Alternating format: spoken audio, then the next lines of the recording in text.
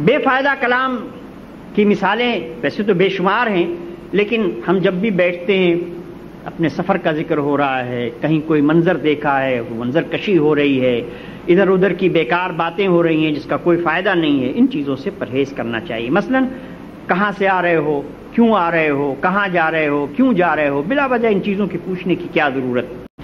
حضرت لقمان حکیم ایک مرتبہ حضرت داؤد علیہ السلام سے ملنے کے لیے گئے۔ حضرت داؤد علیہ السلام زرہ بہت عمدہ بنایا کرتے تھے، بیٹھے ہوئے زرہ بنا رہے تھے۔ حضرت لقمان نے اس سے پہلے زرہ نہیں دیکھی۔ حضرت داؤد علیہ السلام نے جب زرہ مکمل کر لی، پہن کے کھڑے ہوئے تو فرمایا کہ زرہ کیا عمدہ چیز ہے، لڑائی کے لیے کیا عمدہ چیز ہے۔ حضرت لقمان نے دل میں کہا کہ سکوت میں بڑی حکمت ہے، مگر کم لوگ اس کو استعمال کرتے ہیں۔ یعنی سوال نہیں کیا اور سوال کا جواب معلوم ہو گیا، تھوڑی دیر صرف انتظار کیا۔ اسی طرح سے ہم بہت سی چیزیں ایسی ہوتی ہیں کہ جس میں ہم اگر ذرا سا صبر کر لیں تو بغیر مشقت میں پڑے ہوئے ہم اس کا جواب معلوم ہو سکتا ہے۔ دوسری آفت ہے زبان کی زیادہ بولنا، اس میں بے فائدہ کلام بھی شامل اور ضروری کلام پر ضرورت سے زائد اضافہ بھی شامل، جبکہ اللہ تعالیٰ کا یہ ارشاد میں نے پہلے آپ کے سامنے رکھا کہ آدمی بولتے وقت اگر یہ سوچ لے کہ ایک ایک لفظ کا مجھے حساب دینا ہے اور وہ لکھا جا رہا ہے تو پھر وہ بلا ضرورت زائد کلام جو ہے اپنی زبان سے نہیں نکالے گا۔ حضرت امام احمد ابن حنبل رحمۃ اللہ علیہ ایک مرتبہ بخار میں مبتلا ہوئے، اور بخار کی تکلیف سے جیسے ہم بھی کرتے ہیں ہائے ہائے ان کی زبان سے نکل رہا تھا۔ ایک بزرگ ان کے پاس بیٹھے تھے، انہوں نے کہا کہ احمد، ہائے ہائے کے بجائے اللہ اللہ کیوں نہیں کہتے؟ ہائے ہائے کا تو حساب بھی دینا پڑے گا اور اللہ اللہ کا حساب بھی نہیں دینا پڑے گا اور اجر بھی لکھا جائے گا۔ حضور اکرم صلی اللہ علیہ وسلم نے ارشاد فرمایا، خوشخبری ہو اس شخص کو جو زبان کو روکے زائد بات سے اور زائد مال کو خرچ کرے۔ ہمارا طرز عمل اس کے بالکل برخلاف ہے، زائد مال روکتے ہیں اور زبان کو زائد باتوں میں مبتلا کرتے ہیں۔ ایک صحابی بنو عامر کے گروہ کے ساتھ حضور کی خدمت میں حاضر ہوئے۔ بنو عامر کے سردار نے آپ کی تعریف میں کچھ کلمات کہے۔ حضور نے فرمایا، اس طرح بات کرو کہ شیطان تم کو گمراہ نہ کرنے پائے، یعنی شیطان تم سے حقیقت سے زائد نہ کہلا دے۔ آپ غور فرمائیے، تعریف کس کی جا رہی تھی؟ جس کی تعریف اللہ نے کی ہے اپنے کلام میں۔ بعد از خدا بزرگ توئی قصہ مختصر، وہ ہستی جو اللہ کے بعد سب سے زیادہ تعریف کی مستحق ہے، اس کی تعریف میں تو مبالغہ ہو ہی نہیں سکتا، الا یہ کہ آدمی شرک کرے اور لے جا کر اللہ سے ملا دے، وہ بات الگ ہے۔ لیکن اللہ کے رسول نے اس کو بھی پسند نہیں فرمایا اور فرمایا کہ نہیں، میری تعریف میں بھی حقیقت سے زائد بات نہ کہو۔ عمر بن دینار رضی اللہ تعالیٰ عنہ فرماتے ہیں کہ حضور کی مجلس میں کسی نے ذرا لمبا کلام کیا۔ آپ نے سوال کیا کہ تیری زبان کے اس طرف کتنے دروازے ہیں؟ اس نے عرض کیا، میرے ہونٹ اور دانت۔ آپ نے فرمایا، ان میں سے کوئی ایسا نہ تھا جو تیرے اس زائد کلام کو روکتا؟ تو نے ان کو کیوں استعمال نہیں کیا اس زائد کلام کو روکنے کے لیے؟ ایک شخص نے آپ کی تعریف میں طویل کلامی کی۔ آپ نے فرمایا، آدمی کو زبان کی زیادہ گوئی سے بڑھ کر کوئی بری چیز عطا نہیں ہوئی۔ حضرت عمر بن عاص رضی اللہ تعالیٰ عنہ روایت کرتے ہیں کہ اللہ کے رسول صلی اللہ علیہ وسلم نے فرمایا کہ مجھے اللہ تعالیٰ کی طرف سے یہ حکم دیا گیا ہے کہ بات کرنے میں اختصار سے کام لوں، کیونکہ بات میں اختصار ہی بہتر ہوتا ہے۔ تیسری برائی ہے غلط اور فضول باتیں زبان سے نکالنا۔ یہ بھی فضول کلام ہے، لیکن فرق یہ ہے کہ جو پہلی دو آفتیں تھیں وہ جائز تھیں، ان میں حرمت کا پہلو نہیں تھا، وہ حرام نہیں تھی، منع نہیں تھی۔ اس میں حرمت کا پہلو بھی، مثلا اپنے گناہوں کی باتیں کرنا، چٹخارے لے لے کر بیان کرنا، اور یہ آج فیشن ہے ہماری سوسائٹی کے اندر۔ بعض لوگ تو بڑے کھل کے کہتے ہیں، ٹھیک ہے جی، میں شراب پیتا ہوں، میں فلاں کام کرتا ہوں، میں نے رات اس طرح سے گزاری، میں نے یہ کیا، میں نے اس طرح تفریح کی، میں یورپ گیا، وہاں میں نے یہ کیا۔ اپنے گناہوں کا تذکرہ کرنا، خدا سے غافل لوگوں کی مجلسوں کے تذکرے کرنا، یا کسی کو کوسنا، برا بھلا کہنا۔ حضور اکرم صلی اللہ علیہ وسلم نے ارشاد فرمایا کہ بندے کو چاہیے کہ اللہ اور آخرت سے غافل اور بے پرواہ ہو کر باتیں نہ کرے۔ منہ سے نکلنے والی بات ایسی بھی ہو سکتی ہے جو بندے کو اس کی رضا اور رحمت سے محروم کر کے جہنم میں پہنچا دے، اور ایسی بھی جو اس کو اللہ کی خاص رضا اور رحمت کا مستحق بنا دے۔ حضرت علقمہ رضی اللہ عنہ فرماتے ہیں کہ مجھ کو ہلال ابن حارث رضی اللہ تعالی عنہ کی اس حدیث نے اکثر باتیں کرنے سے روک دیا، اس کے بعد میں نے بولنا بہت کم کر دیا۔ چوتھی آفت ہے مرا، یعنی بات کاٹنا اور بلا وجہ اعتراض کرنا اور تکرار و بحث کرنا۔ حدیث میں دوسرے کی بات کاٹنے کو منع فرمایا گیا ہے۔ مرا کے معنی ہے دوسرے کے کلام میں عیب نکالنا، جس کا مقصد اس کی تحقیر اور اپنی فضیلت یا بڑائی ظاہر کرنا ہو کہ میں بہت قابل ہوں، مجھے گفتگو کا فن اور گفتگو کا ڈھنگ بہت زیادہ آتا ہے۔ اس سے جو نقصان ہوتا ہے وہ یہ کہ دلوں کے اندر کدورت پیدا ہوتی ہے۔ حضرت ام سلمہ رضی اللہ عنہ روایت کرتی ہیں کہ حضور اکرم صلی اللہ علیہ وسلم نے فرمایا کہ جس میں 6 خصلتیں ہوں وہ ایمان کے حقیقی درجے کو پہنچتا ہے۔ ان میں ایک یہ ہے کہ دوسرے کی بات نہ کاٹے اور اعتراض نہ کرے، اگرچہ حق پر ہو، خود صحیح ہے،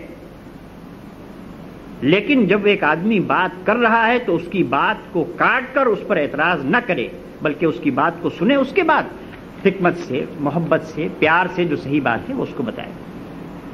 حضور نے فرمایا اپنے بھائی کی بات مت کاٹ اور نہ اس سے الجھ اور نہ ایسا وعدہ کر کے جس کی خلاف ورزی کرے۔ حضور نے فرمایا بات کاٹنی چھوڑ دو، کیونکہ اس کی حکمت سمجھی جاتی ہے اور نہ اس کے فتنے سے معمون اور محفوظ رہا جاتا ہے۔ 5ویں برائی ہے خصومت، یعنی جھگڑالو پن، ایک دوسرے کو ذلیل کرنے کے لیے زبان درازی کرنا، غصے میں اور تحقیر کے انداز میں بات کرنا۔ اس میں اور مرا میں فرق یہ ہے، یعنی پہلی والی برائی میں، کہ مرا یعنی علم اور حق پر ہونے کے باوجود کہ میں صحیح ہوں اور یہ بات جو ہے یہ مجھے صحیح معلوم ہے، اس کے باوجود اسے حضور نے منع فرمایا۔ اور یہاں معاملہ یہ ہے کہ حق پر نہیں ہے اور علم بھی نہیں ہے، جہالت ہے، اس کے باوجود بحث کرنا اور جھگڑا کرنا لوگوں سے مختلف معاملات کے اندر۔ حضرت عائشہ صدیقہ رضی اللہ عنہ روایت کرتی ہیں کہ اللہ کے رسول نے فرمایا کہ خدا کے نزدیک انسانوں میں سب سے برا وہ ہے جو زیادہ لیچڑ اور جھگڑالو ہے۔ حضرت ابو ہریرہ رضی اللہ تعالیٰ عنہ فرماتے ہیں کہ حضور نے فرمایا کہ جو شخص کسی معاملے میں بے سمجھے لڑے جھگڑے وہ اللہ کے غضب میں اس وقت تک رہتا ہے جب تک کہ اس سے باز نہ آ جائے۔ ہاں اپنے جائز حق کے لیے اس حد تک تہذیب اور شائستگی کے دائرے میں رہتے ہوئے یا کسی دینی مسئلے میں احسن طریقے پر، مگر اس میں بھی مقصد مخاطب کو یا دوسرے کو نیچا دکھانا نہ ہو اور خود اونچا بننا نہ ہو۔ حضرت انس رضی اللہ تعالیٰ عنہ فرماتے ہیں کہ اللہ کے رسول نے فرمایا کہ جنت میں بعض مکان ایسے لطیف و شفاف ہیں کہ باہر سے اندر کی چیز اور اندر سے باہر کی چیز صاف نظر آتی ہے۔ یہ اللہ تعالیٰ نے ان لوگوں کے لیے بنائے ہیں جو کھانا کھلاتے ہیں اور نرمی سے گفتگو کرتے ہیں۔ حضرت عمر رضی اللہ تعالیٰ عنہ کا قول ہے، فرماتے ہیں نیکی ایک آسان چیز ہے، اور وہ کیا ہے؟ فرماتے ہیں کشادہ پیشانی اور نرم زبانی۔ بعض حکماء کا قول ہے کہ نرم گفتگو پوشیدہ کینوں کو، چھپے ہوئے دل کے کینوں کو بھی دھو ڈالتی ہے۔ مسکرا کر ہاتھ ملائیے، مسافہ کیجیے، محبت سے بات کیجیے، اس شخص کے دل میں اگر آپ کی طرف سے بغض و کینہ ہے تو وہ بھی دھل جائے۔ حضور اکرم صلی اللہ علیہ وسلم نے فرمایا آگ سے بچو اگرچہ کھجور کے ایک ٹکڑے ہی سے ہو۔ اگر کھجور کا ایک ٹکڑا تمہارے پاس ہے اور اس کو دے کر تم آگ سے بچ سکتے ہو تو وہ کرو، اور اگر یہ بھی تمہارے پاس نہ ہو تو نیک کلمہ ہی بول کر آگ سے بچو، یعنی یہ بھی تمہیں آگ سے بچا سکتا ہے۔ 6ٹھی برائی ہے کلام میں تصنع، بناوٹ اور تکلف، چبا چبا کر بات کرنا۔ حضور نے فرمایا ایک زمانہ ایسا آئے گا کہ لوگ کلام کو ایسا چبائیں گے جیسے گائے گھاس چباتی، اور یہ زمانہ آ چکا ہے۔ تقریر اور عام گفتگو میں بھی بناوٹ، سجاوٹ، قافیہ بندی اور تکلف۔ حضور نے ایک مرتبہ ایک فیصلہ فرمایا کہ ایک بچہ مردہ پیدا ہوا تھا، تو جس قبیلے کا وہ بچہ تھا انہیں یہ خیال تھا کہ شاید یہ دوسرے قبیلے کی کسی زیادتی کی وجہ سے بچہ جو ہے وہ ماں کے پیٹ میں مر گیا۔ وہ مقدمہ حضور کی خدمت میں لے کر آئے۔ حضور نے ایک غلام آزاد کرنے کا حکم دیا، تو ان لوگوں میں سے ایک شخص بول اٹھا جن کو حکم دیا گیا تھا کہ جن کے سبب بچہ ضائع ہوا تھا، کہ ہم ایسے بچے کا خون بہا کیسے دیں کہ جس نے کھایا نہ پیا نہ رویا نہ چلایا، ایسا خون بہا معافی میں کیوں نہ آیا؟ قافیہ بندی کی اس نے. آپ نے فرمایا کہ کیا جاہلوں کی قافیہ بندی کرتے، یعنی آپ نے اس کو ناپسند فرمایا. سیدھی سی بات تھی، وہ کہہ دیتے کہ صاحب ایسا بچہ جو پیدا ہی مردہ ہوا، آپ اس کا خون بہا دینے کے لیے کہہ رہے ہیں. کلام میں اختصار اور سادگی پیش نظر ہو، بیجا بناوٹ اور الفاظ کی بھرمار سے پرہیز لازم. 7ویں برائی ہے فحش گفتاری، گندی باتیں زبان سے نکالنا، پھکڑ پن اور گالی دینا. یہ بھی ناپسندیدہ اور منع ہے. قرآن میں اللہ رب العزت نے فرمایا وَلَا تَقْرَبُوا الْفَوَاحِشَ مَا ظَهَرَ مِنْهَا وَمَا بَطَنَ. اے ایمان والو، قریب بھی نہ جاؤ اس بے حیائی کے جو چھپی ہوئی ہو یا ظاہر ہو یا چھپی ہوئی ہو. کھلی اور چھپی فحاشی سے بچو. نبی کریم صلی اللہ علیہ وسلم نے فرمایا کہ اپنے آپ کو فحش سے بچاؤ، کہ اللہ تعالیٰ فحش اور تفحش، فحش بیہودہ گفتگو کرنے والا اور تفحش حد سے گزرنے والا کو پسند نہیں کرتا.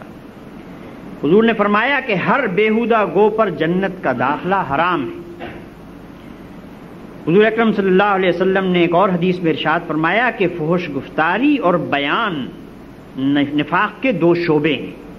بیان سے مراد ہے ایسی بات ظاہر کرنا جس کا اظہار مناسب نہ ہو، اس کو پھکڑ پن بھی کہتے ہیں، یعنی ایسی بات کہ جس کے ذکر سے شرم آتی ہو اس کو پکار کر علی اعلان کہا جائے. دوسرے معنی گفتگو میں مبالغے کے بھی ہو سکتے ہیں. اسی طرح کوئی ایسی بات کہنا کہ جس سے دوسرے کو آر آئے، شرم آئے، اس کو آر دلانا یا گالی دینا، یہ بھی اس کے اندر شامل ہے. ایک اعرابی آتے ہیں حضور اکرم صلی اللہ علیہ وسلم سے، کہتے ہیں کہ مجھے وصیت فرمائیے. آپ نے ارشاد فرمایا خدا سے ڈرتا رہے. اگر کوئی تجھ میں کوئی چیز دیکھ کر تجھے آر دلائے تو اس کی بات دیکھ کر اس کو آر مت دلا. اگر کوئی برا کہے تو اس کے جواب میں ویسا ہی مت کہے، اس میں اس کے اوپر وبال رہے گا اور تجھ کو ثواب ملے گا. اور کسی چیز کو گالی مت دینا، یعنی انسان کو گالی دینا یا کسی مومن کو گالی دینا یہ تو بہت بڑی بات ہے. حضور نے فرمایا کسی چیز کو بھی گالی نہ دو. بے جان چیزیں، پتھر ہے، ہوا ہے، مختلف چیزیں ہیں، بعض اوقات ہم اپنی زبان سے ان کو بھی کہتے ہیں. حضور نے منع فرمایا. اور آپ نے فرمایا کہ گالی دینا نفاق کی علامت ہے. ایاز ابن حمار رضی اللہ تعالیٰ عنہ روایت کرتے ہیں کہ وہ ایک شخص آیا حضور اکرم صلی اللہ علیہ وسلم کے پاس اور اس نے کہا کہ حضور ایک شخص مرتبے میں مجھ سے چھوٹا ہے مگر مجھے گالیاں دیتا رہتا ہے، کیا میں اس سے بدلہ لے لوں؟ آپ نے ارشاد فرمایا نہیں، گالی گلوچ کرنے والے دونوں شیطان ہوتے ہیں، ایک دوسرے کو جھٹلاتے اور تہمت لگاتے. حضور نے ایک اور حدیث میں ارشاد فرمایا کہ مومن کو گالی دینا فسق اور اسے قتل کرنا کفر ہے. حضور نے فرمایا جو کوئی اپنے والدین کو گالی دے اس پر خدا کی پھٹکار اور لعنت ہے. ایک روایت میں ہے کہ کبیرہ گناہوں میں سب سے بڑا گناہ اپنے والدین کو گالی دینا ہے. لوگوں نے سوال کیا کہ اللہ کے رسول یہ کیسے؟ کوئی شخص اپنے والدین کو کیسے گالی دے سکتا ہے؟ ارشاد فرمایا تم دوسرے کے ماں باپ کو گالی دو، وہ پلٹ کر تمہارے ماں باپ کو گالی دے تو گویا اپنے ماں باپ کو گالی دینا ہوا.